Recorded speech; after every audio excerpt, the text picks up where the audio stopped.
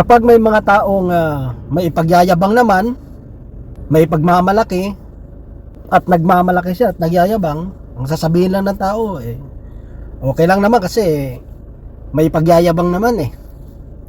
Kapag ikaw naman ay walang ipagyayabang o ipagmamalaki, siyempre normal lang talaga na huwag kang magmamalaki, di ba? Pero yung nakapagtataka, kapag ang isang taong may iyayabang naman, no? May ipagmamalaki naman, pero mas pinili lang manahimik at wag magyabang. Ganon din naman, no? Sa mga taong wala namang ipagyayabang, wala namang ipagmamalaki, pero saksakan ng yabang. Yun ang nakapagtataka rin, di ba? Saan kaya sila kuha ng lakas ng loob at tibay ng sikmura para magyabang?